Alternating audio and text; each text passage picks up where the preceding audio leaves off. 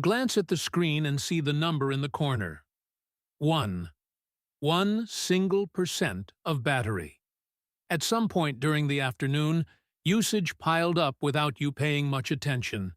And now the phone is about to die right when you still need to get somewhere, coordinate something, or simply know where you are.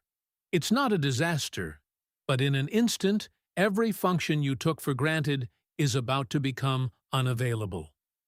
Without much planning on our part, the phone became a central tool for getting around the city. We use it to navigate, to pay, to communicate, to light our way, to call a ride, to check a train schedule, to look up an address, to confirm a meeting, to take a photo, to listen to music while we walk. We carry it everywhere and rarely stop to think about what we'd do if it suddenly wasn't there. The problem isn't relying on technology. The problem is relying on a single tool for everything at once, with no backup plan for when that tool fails. When the battery starts dropping into critical territory, the first thing to do is change how you're using the phone. Stop using it for entertainment and start treating it as an emergency tool. That means closing apps you don't need, turning the screen brightness down as low as possible, enabling battery saver mode if your device has it, and turning off Bluetooth, Wi-Fi, and mobile data if you're not actively using them. All of those features draw power in the background, even when you're not consciously using them. Turning them off can buy you several extra minutes, and in certain situations, those minutes matter a lot. The flashlight is a good example of something that seems harmless, but drains the battery faster than you'd expect. If you need it for a quick moment, use it. But if you're walking around at night, with it on, out of habit, or waiting for something with it running, you're spending a critical resource on something that could be handled another way. The same goes for videos, social media, or any use that doesn't serve a clear purpose in that moment. When you're running low, every decision about how you use the phone carries real weight.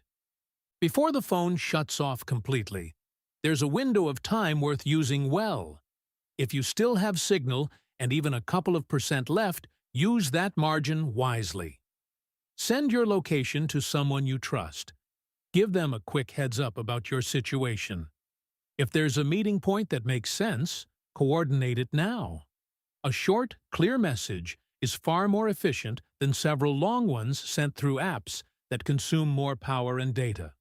A text message can also come in handy when signal is weak, or when you want to make sure the message goes through without depending on a specific app. A 30-second phone call can carry more information than 10 text exchanges. If you still have some battery but not enough for everything, think about what you need most urgently. There's a simple hierarchy. First, communication, to reach out or coordinate with someone. Then location, so you know where you are or so someone else does. Then key information, like an address, a reservation number, a transit schedule. Everything else comes after that. If you can take a screenshot of the map with your route before the phone dies, do it. If you can write down an address on paper or say it out loud to commit it to memory, even better. That information stored outside the phone can be the difference between finding your way and getting lost. There are preventive habits that cost almost nothing and change a lot.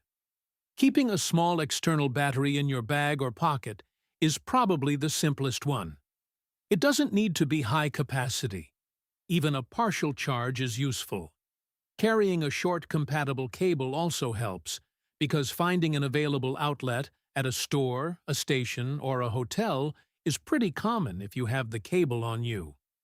Keeping important contacts written down somewhere physical, even on a folded piece of paper in your wallet, is a habit that might seem outdated but works perfectly when you actually need it. Memorizing 1 or 2 key numbers is still a valuable skill. Not every number, but the ones you genuinely need to dial from any phone in a real emergency.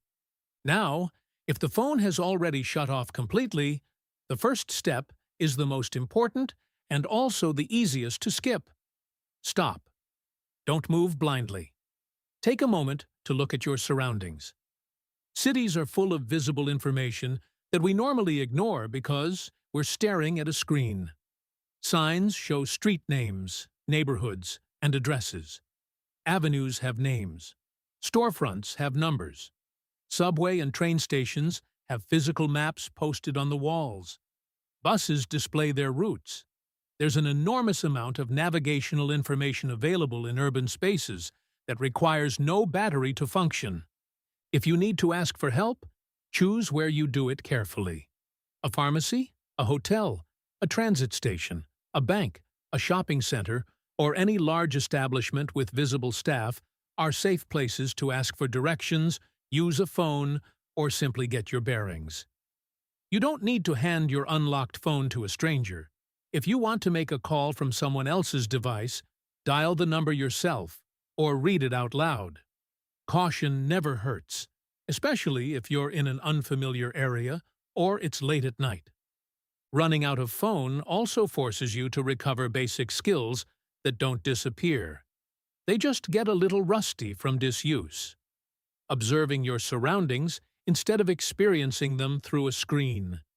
Remembering a route by visual landmarks rather than following an arrow. Asking someone instead of waiting for an algorithm to answer.